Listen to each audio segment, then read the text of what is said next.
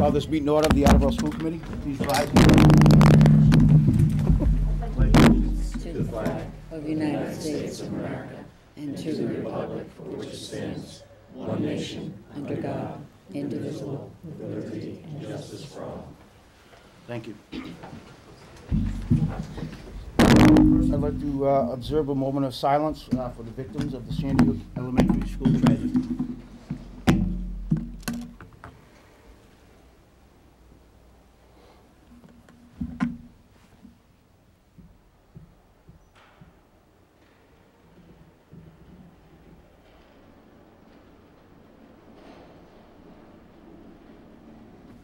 Thank you all. You'll notice this meeting is being electronically recorded. And the first thing on the date is a community update, school-sponsored events. Keith Drucker, our student representative. Thank you, Chairman Tyler. Our school-sponsored events are as follows. District-wide, on January 16th, the kindergarten orientation will be held from 7 to 8 p.m. And if there's a snow date, it will be held on January 24th. On January 17th, the Attleboro Special Education Parent Advisory Council, or ASPAC, will be having a meeting at 7 p.m. in the Brennan Middle School Library, and that will pertain to the Consumer's Guide to Neuropsychological Assessment. On January 21st, there will be no school because it's Martin Luther King Day. Here at the high school, on January 10th, the variety show will be held at 6 p.m. in the Bray Auditorium. And on January 12th, the Advanced Placement Science Review session will be held at Norton High School.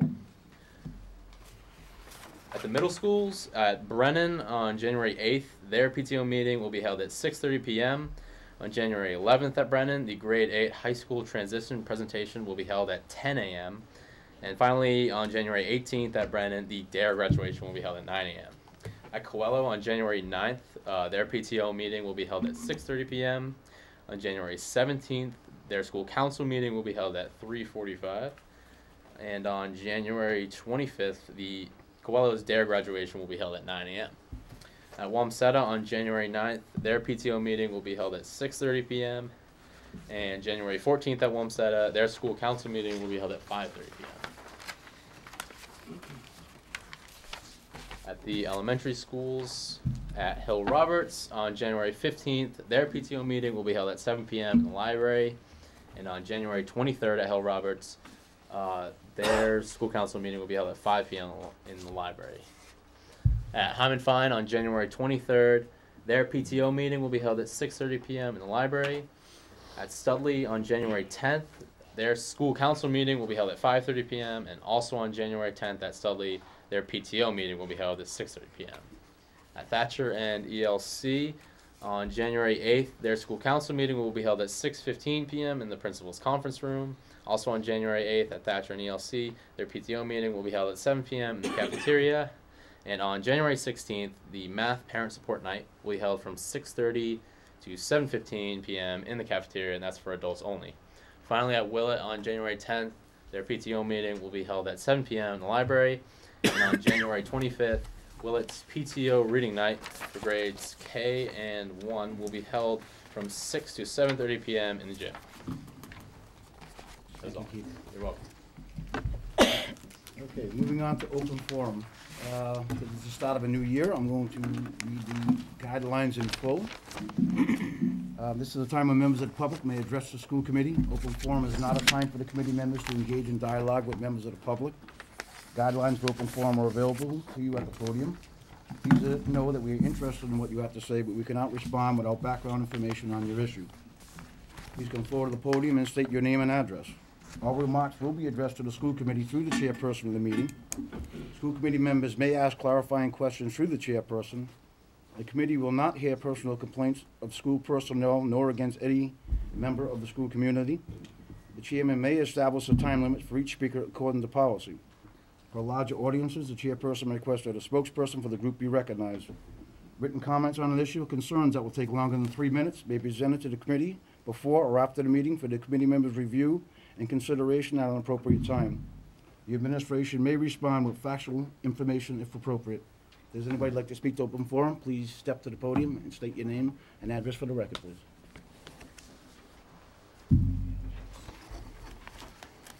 Good evening, Chairman Tyler and committee members. My name is Dr. Sam Ambawadakar. I'm a parent of a child at the Hill Roberts Elementary School.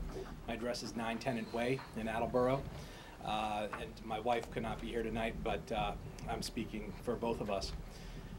So everybody in our community is devastated, very concerned about the events that happened at Sandy Hook Elementary School in Connecticut. I'm a physician, and in my field, when something terrible happens that is used as a learning experience, we call this a sentinel event. The tragedy at the Sandy Hook Elementary School is this committee's sentinel event. This is the opportunity for us to learn from this tragedy and make sure that it never happens again. I've been in contact with the superintendent's office. I spoke with David Sawyer. I spoke with Susan Nascimento, who's the principal of my daughter's elementary school, and they initially assured me that security precautions are being taken to secure my daughter's school. My concern as a pediatrician is more for all of the schools in Attleboro, and not just the elementary schools, but the middle schools and the high school and so forth, because no child, regardless of their age and their safety, is less important than another. In other schools, in other school districts, in other cities and other states, there's a partnership between the school systems and the local police forces in those towns and in those municipalities. And typically when there is a resource constraint and there's not enough police officers or there's not enough security countermeasures to keep our children safe, this sort of issue is brought in front of a budgeting committee for the city or the town. And it's not a question of, at that point, who should pay for this, but how can we collectively as a community pay for this security for all of our children? In my opinion, and the opinion of many of the parents in my neighborhood, there's inadequate security at the schools right now. Intercoms and locked doors and having an occasional police presence at school admission and discharge are insufficient for any of the schools. There needs to be a police presence in every one of our schools, be it elementary, middle school, or high school. And if that costs money, then that's worth spending money for. So I politely and humbly ask the school committee to speak with the school, other committee members, principals throughout the school system in this city, as well as this Attleboro police force, to work together to find a way to provide on-site security in every single one of the schools. In my opinion, having a patrol car in front of my daughter's school is insufficient. That is nothing but a deterrent. What we should learn from this Sentinel event is that there is no such thing as having adequate security for our children. And there's no better way to have peace of mind for the greatest gift that we can be given, which are our children, than to have security for them in the school, in every school. Thank you.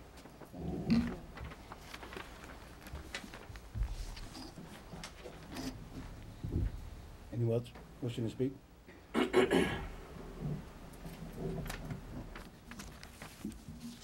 Good evening, I'm Barbara Cesari, 70 Fairway Drive, here in Attleboro.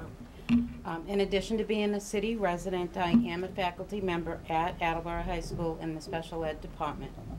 Also, for full disclosure, I'm also on the executive board for the Attleboro Educators Association, and I'm frequently consulted in regards to special ed regulations and procedures. This open forum process was very well explained in the beginning of tonight's meeting. My question is, some of the issues that are brought up in open forum, what value does the school committee place on information that is presented? I wasn't at the December 10th school committee meeting, unfortunately. At that meeting, a parent presented concerns at open forum that I find upsetting. The issue was in regard to the speech language service delivery or the lack of such services at Willett Elementary School. The parent who presented her concerns at open forum was not the parent involved with the particular issue. Rather, this parent presented hearsay information that she received from an impromptu discussion held with the parent of the student who was receiving the services. So for obvious reasons, my feeling is if this issue were as critical to the parent involved, that parent would be here at open forum discussing the concern.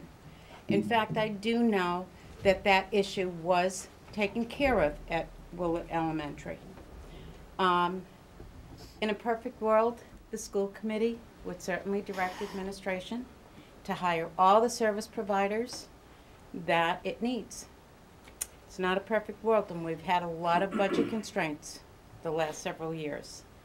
So the special ed department, I believe, has been doing a tremendous job. I'm familiar with this particular situation at Willett. I was brought into it early in the school year. What had occurred was that there was a .5 speech language person who then went to another city school. So some of the students did not receive their services for a few weeks. The special ed director examined the situation, looked at all the options available, and in fact was able to get another speech language person in to do the compensatory services. For people who don't understand the compensatory services, those are services that are made up for those that were missed. So if a student had speech language 1 times 30 or once a week for 30 minutes and had missed 3 weeks, that was the 90 minutes, then that student would receive the speech language and just have that time made up until, once it was made up, that student would then everything would be in compliance for that student. I was really dismayed to read in the newspaper the article of a parent presenting information that was not directly involving that parent. Some of the information was incorrect. I had the information. So it was, as I said, very upsetting to me. So I just want, I'm proud to be in the special ed department. We have to deal with a lot. It's probably the most challenging department in the school for teachers. Because we're dealing not only with making certain that we follow the regulations that the Commonwealth has set, we have to adhere to rules and regulations that our director has put in place for us. We must provide the individualized instruction to students, and we must collaborate with the general educators as well. And all the while, we have a lot of paperwork that we must maintain efficiently and follow through with. So I just want to reiterate, I just want more credence put into, your rules are fine. It's just, I do question if somebody has a personal issue, that they're using this open forum to get through, because that information was not accurate. And I really took offense at it. So I just hope that the school committee will examine its policy in regard to hearsay information that is presented here. Thank you.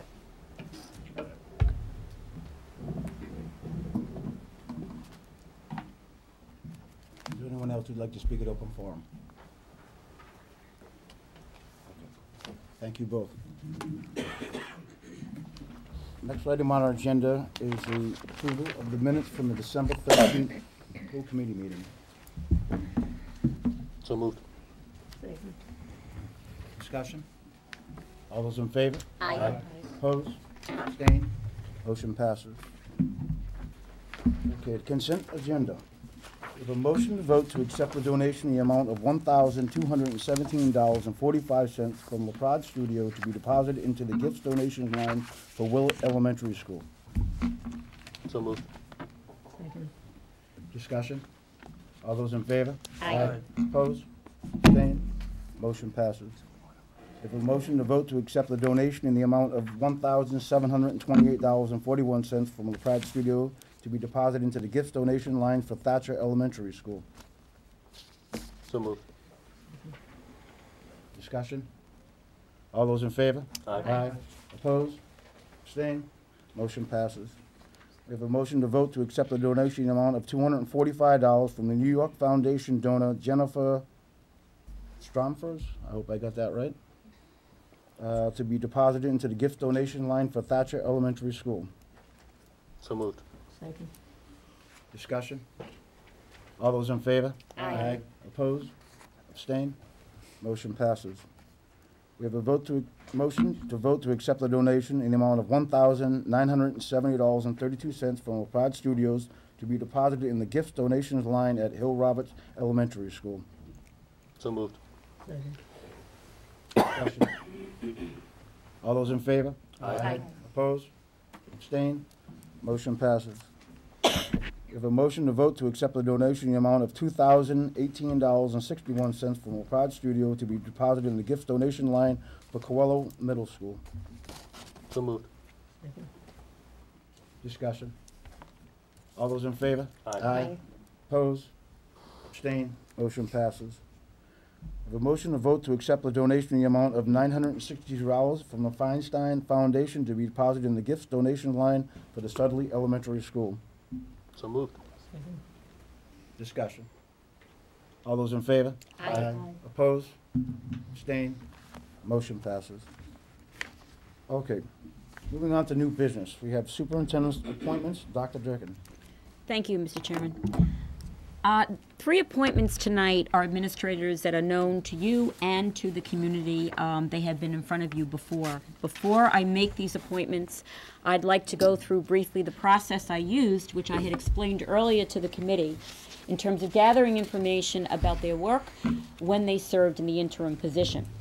First of all, I very much want to thank all the people who took the time to not only meet with me, to have discussions with me, to email me, as well as through phone calls.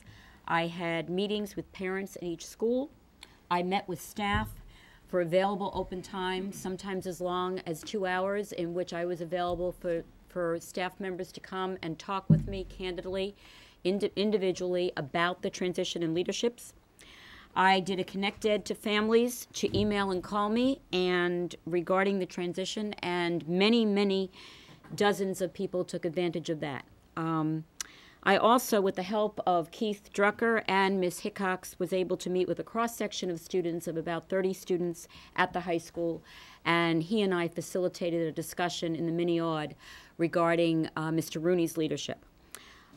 Through all of that, I was able to see, here's some trends, and here's some real information that I'm going to summarize for you. I first am proud to appoint Mr. Runey as the principal of Attleboro High School. You may recall Mr. Runey already went through a screening. He went through the second screening. The position of the high school is a critically important one to the success of this school district. The high school is the flagship of the district. I want to thank the screening committee who stuck with me from the original plan of meeting with candidates the first time, the second time, and who agreed with me confidentially that I would select Mr. Runey and make that public. Mr. Sawyer chaired that committee, and I very much want to thank him in that role. The overall view of parents and staff was that Mr. Runey has made a deep connection and commitment to the Attleboro High School community.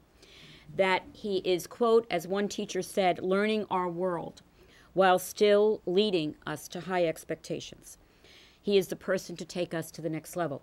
I spoke with several family members who were concerned about the shift from down the road, as Mr. Runey refers to, and was thrilled with the amount of commitment that he has shown. Mr. Drucker himself has talked to me about the several conversations he had with Mr. Runey before his first student presentation. I think that shows an incredible amount of humility and dignity to make sure that the message he was giving our kids was the one that they needed and that they wanted to hear, but still maintained his level of professionalism. Ms. Campbell, you may recall, in June was a very difficult time for several of us. And families were here saying to you how the change in their principal leadership was one that they did not wish to happen. I have to say it's difficult to start a position with that. I am very impressed with how Ms. Campbell handled that. She was tested very early on the job and basically kept saying, I can do this. I just want them to get to know me and I'll get to know them. Well, she really stretched herself in terms of getting to know them. And basically, every day in every way, she is part of that school. One parent, who was probably one of the most vocal about her concerns for the change in leadership, said, she gets my kid. She knows him, she knows what he needs, he knows her, and she knows what makes him tick. Teachers at Willett are very committed to making sure their school continues the progress that they made under Ms. Zinni. They feel that she is actively involved in their classrooms, from devising behavior plans to helping assist with students who have difficulties, to families that also need support with their teachers. And the confidence that she's displayed is basically stating that she will keep us on track at Willett, against all odds and against all the changes.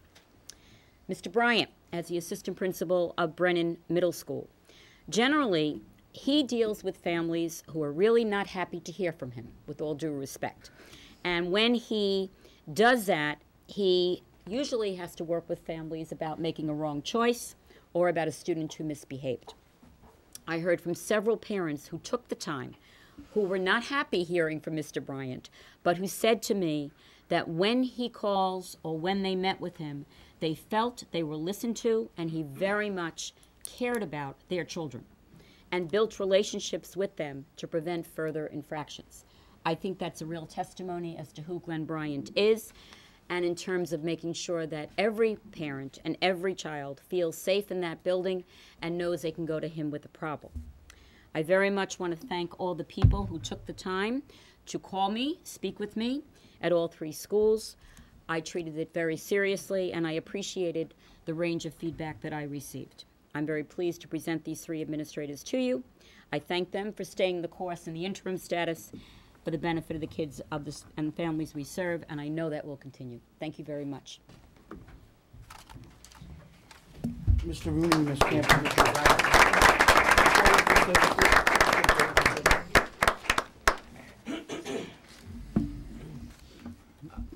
I know you might have something that you want to add. We definitely would like to hear from you. I'm very happy about these reappointments. Very valuable assets to the Attleboro public school system, and heard a lot of good things about every one of you. So I'd just like to hear from any order that you wish, a general thing about yourself, congratulations, whatever you'd like to say, and then open it up to the committee if they have questions for you. So. Well, I think it's very telling that at this table you have representation that gives the entire K through 12 vision of this district. And I can't speak for Ms. Campbell, I can't speak for Mr. Bryant, but one of the things that's been very powerful for me, especially in the leadership team meetings that Dr. Durkin and Mr. Sawyer run, is that the vision is that students will matriculate from kindergarten all the way through to Attleboro High School. And I feel very privileged and blessed to be a part of that. I want to thank Dr. Durkin for the faith that she showed in me. Also, I mentioned that Mr. Sawyer led that committee who helped select me, and I appreciate the working relationship thus far with the school committee. So thank you very much for the opportunity. Nice job. Ditto. No, I would like to thank Dr. Durkin for the opportunity, which was at the time kind of a quick decision, and as Dr. Durkin knew, it was the right decision. I enjoy being at Willett. I enjoy the challenges that I'm facing every day, and you say matriculate, I consider it a journey. But I enjoy this journey that I'm on at Willett, and I'm looking forward to what we're going to accomplish there in the future. I also really want to show my appreciation for the leadership team. Dr. Durkin, Dave, Tom, and Marissa. This year, what I've learned in a very short amount of time has been extremely powerful in becoming a leader. And I hope the school committee realizes the true work that they're doing. They've done an excellent job. Thank you. Tough acts to follow. I too, I'm grateful for the opportunity and for the support of the parents and the staff, and from Mrs. Saltzman at Brennan. I really enjoy working with the staff at Brennan and with the parents and families, and just hope continuing this journey as well. And I also want to throw a shout out to Mr. Runey for all of the connections that he's made from the high school and reaching out to the middle schools to make that 8th grade transition really a big bonus this year. Thanks. Thank you. Do you have any comments or questions from the committee? Chris?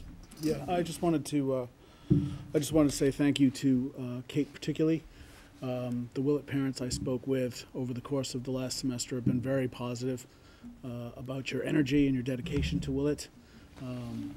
And I think that's it's just really great the way that Willett has carried on, and you're bringing a new energy to Willett, and really carrying on the torch that was handed to you by Miss Zinni, and you are making it your own, and you're bringing it even farther.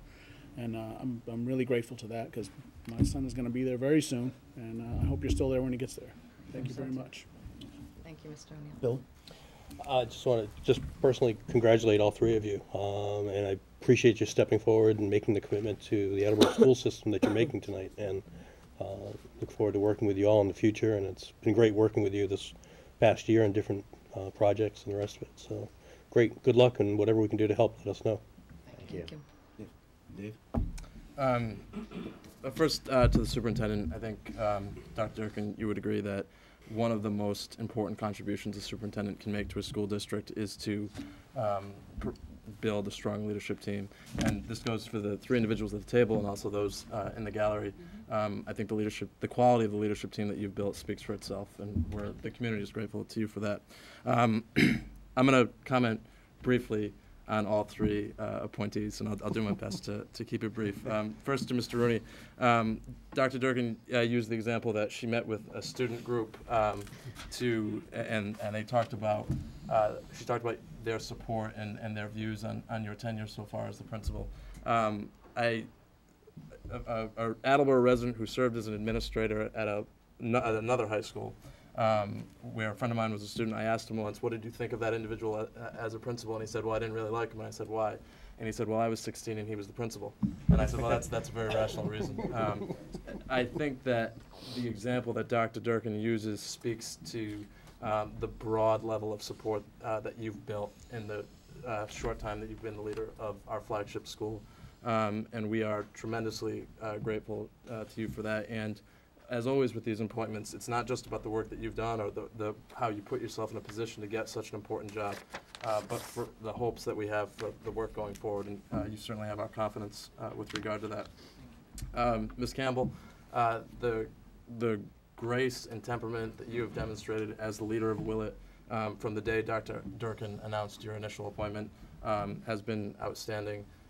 You have really set the standard by which all of us involved in the school system should be judged, and just congratulations and well done. And Mr. Bryant, who I have the pleasure to be a student of his on his first day as a teacher in the Attleboro school system, which the number of years ago that was speaks to My his gray's coming out. it speaks to his dedication and determination. And I'm sure if you were to go back 18 years ago and ask Mr. Bryant if he expected to be having this big night in his career and be sitting at this table, he would say that he probably does not expect to be there. I can relate to that. But you know, we wish you all the best, and obviously a tremendous amount of gratitude for all the work you've done over the years. So congratulations to each of you. Thank you. Mr. Chairman, I do want to thank the committee the members who took the time to call me and write and let me know their view of what they not only heard in the community about these three fine administrators, but giving their own perspective. So I really appreciate the effort and time people took with that, and thank you. And thank you all. We're glad to have you here, and we are glad to and want to support you in any way that we can moving forward. Again, congratulations to all.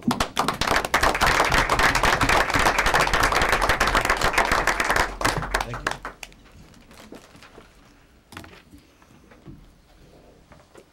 Okay, now I think before we move on to our next item of new business, which is going to be school safety procedures, we have to inform the public of one thing. As soon as the unfortunate tragedy that happened at Sandy Hook Elementary happened, I did contact Dr. Durkin, and I had been in touch with Mayor Dumas and requested that we do have some type of presentation to go over our procedures and protocols.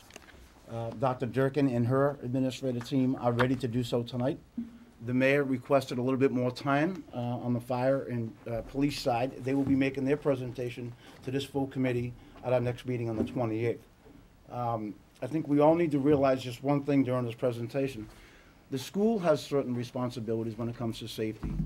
And then we also have responsibilities to follow what the city, fire, and police tells us of the protocols that we should be following, updated or whatever. So our things are based upon what they tell us, but they are actually in charge of the safety and security of our schools, of their schools, I should say, of all our schools.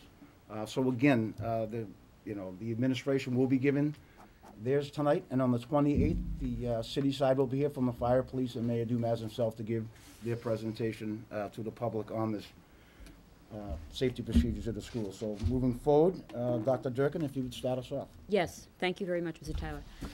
I first want to set the context. There is not a person in this room, and I believe watching at home, who was not affected by the tragedy in Newtown, Connecticut. It all gave us a pause to reflect on how very lucky we are and how we take things for granted on a day-to-day basis. And it also caused us to review how we hold and keep safe the 6,000 children who attend our schools. I think it's important to understand that the relationships between the city and the school district, as Mr. Tyler pointed out, are critically interwoven. And the relationship with the police department has always been one that is positive, forward-thinking, preventative, before Sandy Hook. Since Sandy Hook, I basically have been part of several meetings regarding safety, and the principals here have been part of those same meetings. We have had 2 meetings with the police chief, and as well as one of those meetings also involved the mayor. And I want to talk a little bit about some of the things we've done and some of the things we're continuing to do. First of all, our building safety plans, which are for every building in this school district, are continually looked at and reviewed by the police department. This opportunity gave us another time to look at those again with a far more critical eye. And for some minor logistical changes, Chief Hegney, who will be here on the 28th, basically felt that they were generally, in his word, was impressive. Those plans can be discussed, but to a certain extent, as you can well understand. And those plans are available in my office, but there are parts of it, for lots of reasons, that are only discussed, God forbid there is an issue. But they have been reviewed and are continually reviewed on an ongoing basis, but have been reviewed as recently as 2 weeks ago. We have come to the conclusion that though we do have fire drills and we do have lockdown drills, that we want to increase the frequency of those lockdown drills so that they become second nature as they are as fire drills are. We are working right now with having police presence during those lockdown drills. So Mr. Sawyer is working with Lieutenant Keene, who will be given a confidential schedule of when those lockdown drills will occur, and the police will be on site assisting the principal and the administrators in determining what procedures we're following. As you well know, a drill on paper is very different when it happens in place. I was asked by several parents, have you ever had a lockdown? Yes, we've had several lockdowns in this district. None to the magnitude of where it involved the situation in Newtown. But I just want to give a couple of examples that were made public so people understand how quickly we react and respond to when our children may be in danger. There was an issue at one of our schools where there was an escaped criminal. He was in the woods behind the school. The police called me, and within 2 minutes, that building was locked down. It involved during recess. Children ate lunch. We informed families. No child left that building. After about 2.5 hours, the police had apprehended that individual, and of course, things were risen from that. We had a situation at another school where an individual who was about to be arrested by the police escaped through a window and was running the streets around that neighborhood. It was not close to where the school was, but because the police and the principal were concerned, because the police were concerned that that individual might go near that school, the school was locked down. He never did. He was apprehended. And that was also within about a 2-hour period of time. I bring these examples. It was a situation we had, I believe it was about a year ago, Mr. Tyler reminded me of. There were individuals walking along one of our streets surrounding one of our schools with rifles. They happened to be part of an exhibition. We didn't know that. It was after school. Our abacus program was in place. We immediately locked down. Police came. The individuals obviously made a huge error and frightened everyone around the neighborhood, not just the school, but even after school, we were ensuring that our children were brought inside through that. So lockdown procedures are some of those that do happen. We believe we should do them more frequently, and we are planning to do that. The other piece that's happened is Jason Parenteau has completed a full-scale review of every building in the sense of looking at our cameras. We have replaced monitors with new LCD monitors. We have also reviewed the buzzer system and the key system and the access control system. I'll be bringing to you some issues that we feel may be needed that I would ask, Mr. Chairman, we do an executive session in terms of some upgrades that we feel would be important. However, we're not compromising the safety of our children with that. There is no longer open doors regarding loading docks and through that. I'm not saying that was, be honest, it wasn't a best practice to have it anyway, where we have deliveries and the back of the garage is, the back of the school is open, or sort of like leaving your garage door open. We no longer have that. Some staff members were used to going in that way. They no longer do that. Since that occurred, all doors are locked, and the only way you can get in is through the access key in the front door. And the custodians are trained that they need to open up the doors, lock them again when deliveries do occur. We have had no security breaches since the incident. The other issue that's very important is a sense of vigilance. And for older students, it's healthy to talk about when you hear something, to have people, some of which I described our administrators tonight, they can go to and say, you know, I heard this is going to happen, or I heard somebody is bringing something to a school. We appreciate the community letting us know that without getting to the point of rumor control. But if there are issues that we need to know about, we need to know about them. And we want families to let us know, this is something I heard that's going to happen. I'm not saying we have every single answer. There is nothing more important than children feeling safe. Children cannot learn when they're hungry, when they're tired, or when they're feeling a sense of anxiety and apprehension. I very much want to commend my staff, the leadership team, the principals here, and every teacher who got up that Monday morning and who made it their business to get into those buildings to say, I'm going to make my kids safe. And it was very, very, very hard to do. As I said, none of us were unaffected by this. But I do believe working together with the city, working with the mayor, our police chief, and our fire chief, and putting in effect some of the practices and procedures we've done and being vigilant about them, that we do have a situation where we can say our schools are safe. I'll be happy to take any questions. And Mr. Parenteau, Ms. Ebert are also sharing this with Mr. Sawyer and myself on those issues of anything involving safety, and of course the principals also.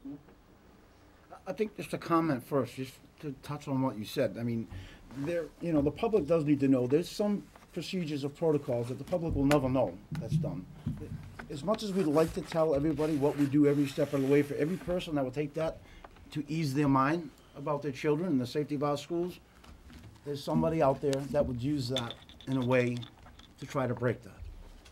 It happens all the time, and so I hope people realize when Dr. Durkin says that we want to be as upfront as we can. There's nothing more important than the safety of our students, our faculty, at our schools, and support staff. I'm sorry, I don't mean to leave anybody out.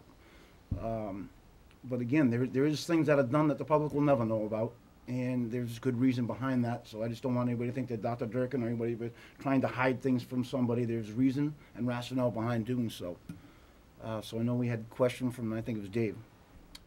Just a quick question, and you may have mentioned this, and if you did, I'd just ask you to reiterate it. Are there plans going forward to sort of redouble our efforts to communicate the information that we can? Is that happening at a building level in any way? And if so, could you maybe just touch upon that? Sure.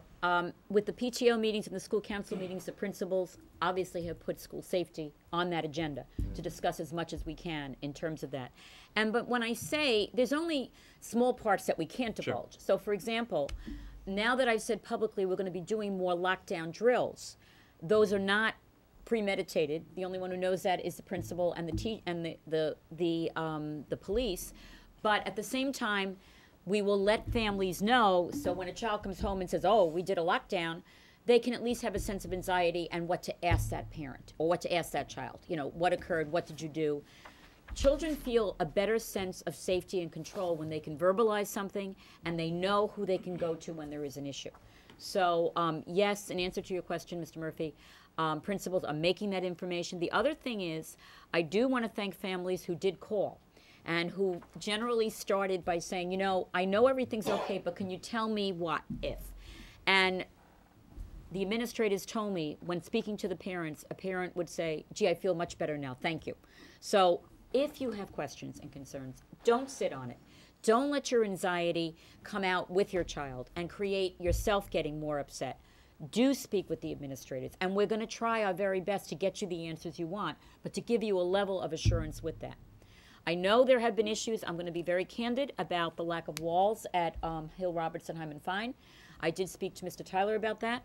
Those are the schools that we're working closely with the police in terms of what does a lockdown look like there as opposed to other places. We have many different physical plans.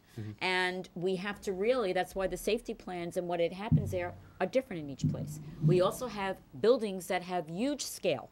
I mean, Thatcher is 5 miles long and the high school is close to 7 acres, you know, when you think about it. So how do we manage a safety lockdown? Now, I do know, given the trimester schedule, prior to this, Mr. Runey and his team had the foresight that they were going to practice this each semester, because each semester you're in a different place and you have different students. So rather than doing it twice a year, they were already planning to do things 3 times a year. So. Thank you. And I raised the question only because as important as the plans are, and obviously that's always the starting point, but prioritizing the communication of those plans in order to ease the anxiety as you were speaking about. And I think it'll be very important just to promote as much as possible those meetings where school safety is on the agenda, so that way parents who perhaps don't go to every PTO meeting but will make a point to coming to this one so that they can have that face-to-face and interaction if they with can't the come, just call. Yeah, I mean, exactly, we want to give them as much accessibility as possible. Make a phone call. The assistant principal, the principal will get back to you on that. Sure. Thank you. Any other questions from the committee? Okay. I just think my last comment, Dr. Durkin, just what you followed through. I mean, people need to be aware of your surroundings, and if you see something that's different, we're all in this together. You know, and if you see something that doesn't look right, report it. I would rather be on the safe side than on the other side. And I would also ask for patience in buzzing people in. If we ask questions, it's not you're trying to be difficult, but if you need to identify yourself, and I'll be honest with you, sometimes a camera, I might be doing something, I'm asked to identify myself. I was with Mr. Bryant, we were going into Brennan, and they said, please identify yourself. They couldn't see us at the angle where we were because we were talking about something. So please don't take offense when parents say, you know, well, they should know me by now, I've been in the school. It is not personal. If they could ask the superintendent and the assistant principal, they sure can ask anybody else. So we don't take offense, and if you need to wait a few more seconds before you're buzzed in, or you're asked, and how can we help you, or what are you here for? You know, those are important questions. So I'm not saying that's a problem, but I don't want parents feeling, how should I say, disrespected if they're not buzzed in automatically. Well, I've been doing this for, 5 years. Why isn't it happening now? It's just our own precautions that we're trying to be conscious of.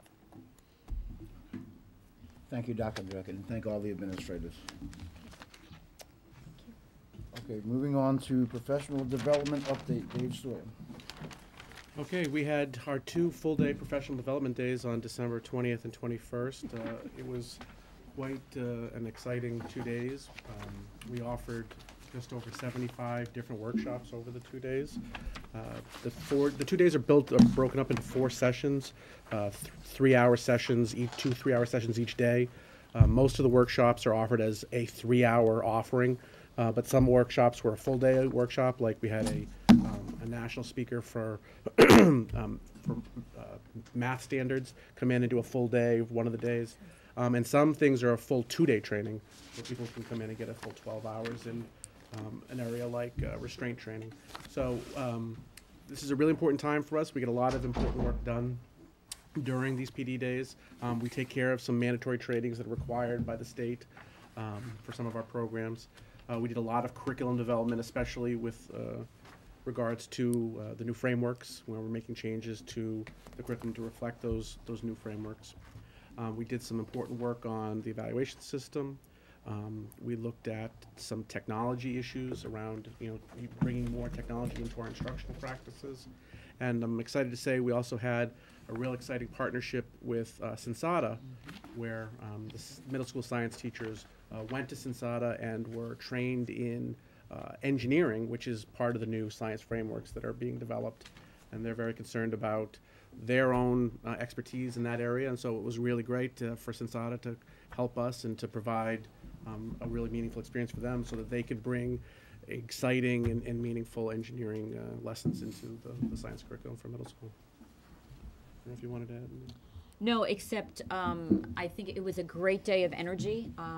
It started at 7 o'clock in the morning. In fact, some of our consultants we had to adjust because they didn't believe that people started working at 7 o'clock in the morning. But and Sensata, I do want to emphasize, they were quite amazing, and they're a great partner to help us launch into the 21st century.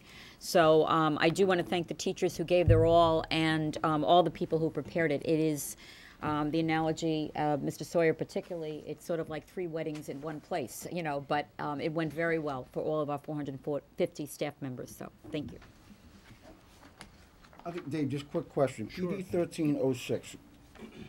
Am I reading that right? Lesson planning, mastery, objectives, and assessment tools. The instructor, is that correct? Jason Parenteau. Yes, we have 2 Jason Parentos. Oh, okay. We have the amazing Jason Parenteau, who's Sodexo, and then we have Jason Parenteau, who is a fine PE teacher at the Wamsutta School. So there are 2. Okay. I thought Jason got another promotion. Okay. Thank you for clarifying. Okay, any other questions about the PD days? Thank you, Dave. Thank you. Last item on the new business, personnel report. Again, Dave Sawyer, Assistant Superintendent. Okay, I have 3 items on tonight's personnel report. We have 3 appointments. The first is Salinas Ventola. She is an ABA specialist at the ELC. This was a position that was budgeted for in the budget, and we are just now able to fill that position. I also have a bus driver, Jill Smith, and a bus monitor, Stephen Allard. That concludes the personnel report. Thank you. No question, Brenda? The bus monitor, for, what does that gentleman do? Is that if we have a problem on one of the buses, or is that a certain bus that bus monitor is on? I'm not quite sure what his particular position is, but he's replacing somebody who left. So it's some job. I can certainly find out what his. I was just wondering, because we don't usually have a lot of bus Sometimes bus monitors are on, but, oh, go ahead. Sorry. Dr. Durkin, you don't have to apologize. No, I think you're doing a great job. Go ahead. The bottom line, Mrs. Furtado, is we do have, it's tied to kids with special needs. Okay. Where we need an individual to monitor, to be on the bus and to take care of some of the students. And this is as Dave said, excuse me, as Mr. Sawyer said, it's a replacement position. Okay. I saw systems, so I didn't know if it was the broad aspect of it. Thank you. Thank you, Dave. Thank you, Tom. Okay, moving on to committee reports. Mr. Parent did say he was going to be a little late today, so for the Finance, Facilities, and Procurement Subcommittee, would Barbara or Bill like to take the lead on this one? Okay. As I said, we had a meeting on the 11th of December. We had one motion that we would like to bring forward to the full school committee. I'll read the motion, and then if Jason wouldn't mind helping me explain part of this, because I'm sure I'll try to get it this close. Motion was made and seconded to bring to the full school committee for approval to authorize the maintenance department to spend from its regular budget approximately $4,800 from its approximately $600,000 balance to hire an engineer and consultant to inspect the Attleboro High School pool's filtration system, access to the filtration system, and to provide the school department with some recommendations. I'm going to let Jason get more into some of the more detail of it, but the upshot is we have a pipe that should be about 8 inches in diameter and right now is functioning at about 3 inches.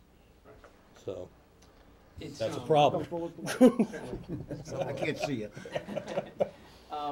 As Mr. Larson said, that's exactly what's happening. So the main drain of the pool filtration system, as water is leaving the pool, entering our filtration system, and through and back into the pool, isn't moving at a sufficient volume at this point. And considering the age of the pool, we thought it best to bring in an engineering firm to not only take a look at the main drain, but also take a look at our filtration system. Our sand filters are also sort of toward the end of their useful life cycle, or very much at the end of their useful life cycle. So we'd like to really take a look at how to best approach both of those problems instead of sort of making a match change. In other words, to go ahead with the filtration change and then go ahead with the main drain change without really looking at each piece holistically. There may be a better option as we're moving into 2013. So bringing in an engineer will really help us cement what the best course of action is. And because a lot of this is in the floor, we'd be jacking up, cutting the floor, and accessing a lot of that. Correct. The thought was to, let's get some professional help. Let's look at what we're doing, what we're trying to do, what we should be doing. I mean, the pool goes back to 1970s Exactly. equipment, so. We'll have to drain the pool, and we'll be looking at other things. That'll give us some opportunities also while we're doing those projects. So we just want to make sure that we're really making the best repair, and the engineer is going to help us along in that process. Anybody have any questions for Jason? Oh, thank you, Jason. Thank you.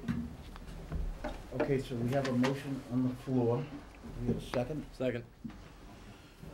Discussion? All those in favor? Aye. Opposed? Abstained? Motion passes. Continue, Bill.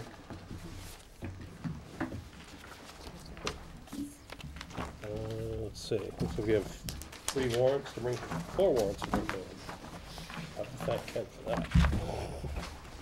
The first warrant is for $828,118.75.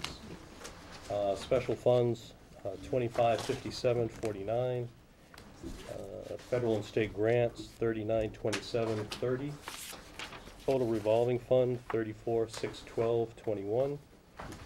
Again, for a total warrant of $649,215.75.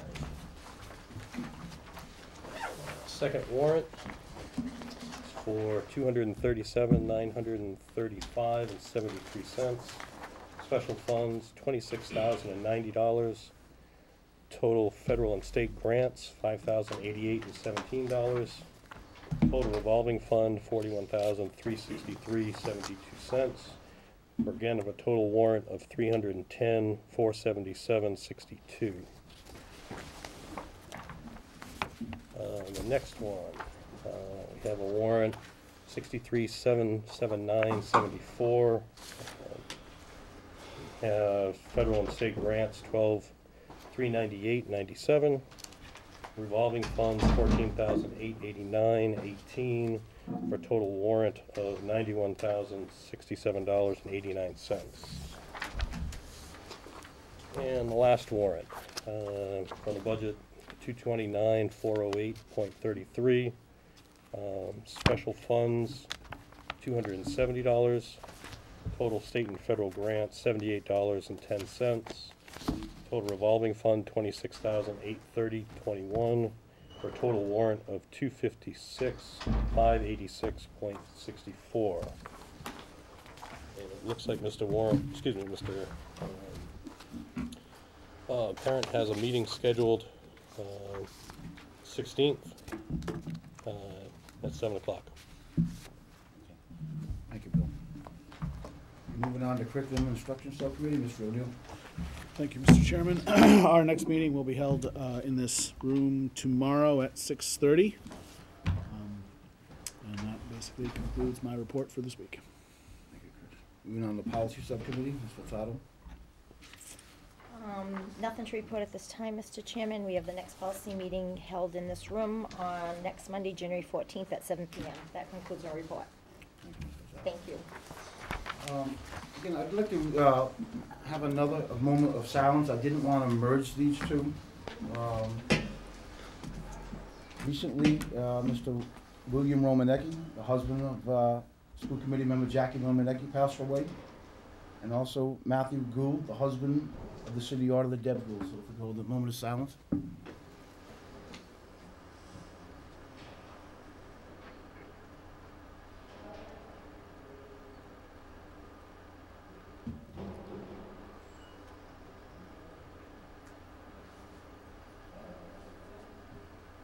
Thank you. And on behalf of the committee, our thoughts and prayers with both families. Moving on to the last item that we have is the superintendent search update. Mr. Murphy, if you'd like to bring us a little bit up to date on the consent document and what's kind of going on with that. Sure. My portion will be pretty brief with regard to this, but all the survey results have been tallied. They've not yet been summarized, and it's a little bit of a time-consuming process because, as everyone knows, some people participated in the survey via a hard copy, some participated via an electronic version. Combining that information is, as I said, a little more time-consuming, I think, perhaps than we anticipated. But I can give a very brief summary that the survey was broken down to track as much as possible along with the DESC evaluation model. So the DESC evaluates educators based on sort of a four-block process, and we tried to match the portions of the survey to each of those. And so when the results come out, they should track along with those as well. On the sort of more academic side, subject area side, every subject area respondents gave the school district very high marks with regard to appropriate level of challenge and appropriate amount of exposure to students. The exceptions, which this isn't surprising given the difficult decisions the school district has had to make during these difficult financial times, are essentially concentrated in the foreign language area and in the art and music area as well. I should have prefaced this by saying that the objective of the survey is to gauge the perception of our performance as a school district. It is not to take a substantive assessment of the school district. We've said from the first time we rolled out the survey, if we received a 75% favorable rating with regard to English language arts, we are not going to declare victory in English language arts and see where else to focus our attention. What we wanted to get a picture of was how does the community feel we are doing in each aspect of the school district. And as I said, by and large, the response has been very favorable. the other thing I would say is that, and this is just an estimate, but well over 500 people participated in the survey in one way or another, whether that was staff members, family members, electronic version, hard copy version, and having conferred with representatives from the School Committee Association, they say that is a very, very, very, very high response rate, and our gratitude obviously goes out to everyone in the community that participated, and certainly to the folks in the buildings who helped us to administer that whole process. The raw data from the surveys, everything that we, all the information we've taken, along with the summary, will be included in the appendix to the comprehensive assessment, which will be presented to the school committee, I suspect, at our next meeting. Okay. Thank you, Dave. And I want to thank both Dave and Bill for taking part in getting those hand surveys onto the Survey Monkey. I know it was a lot of work, and Dave especially, you've really gone above and beyond with the focus groups and putting all this stuff together. And I thank you on behalf of the committee for doing all that hard work. It was Anytime. quite time consuming, and we appreciate it. Good time was had by all. Yeah. So I think as Dave's saying, we moved from phase 1 into phase 2. Phase 2 being the advertising. On December 13th, we had a open meeting discussing the job description, and then we went into executive session to talk about the benefit package that we were going to put into the advertisement. In that executive session, there was a motion forwarded to set the maximum benefit at $175,000. So that has been what has gone into the advertising. That was a unanimous vote by the committee. And we also voted to, as I say, in open session, to use every available website, MASC's, MASS, is the superintendent's website, the school committee website, as well as School Spring, I believe. We are currently, right now, we have an advertisement that's going into Education Monthly. I believe that will be just about the middle of January when that's going to be in. We have ran our advertisement in the Sun Chronicle. That was yesterday. And we have already received some responses to these. So that's all very good news. And the last thing is we are going to also utilize the MASC's mailing list, which was also approved by the committee.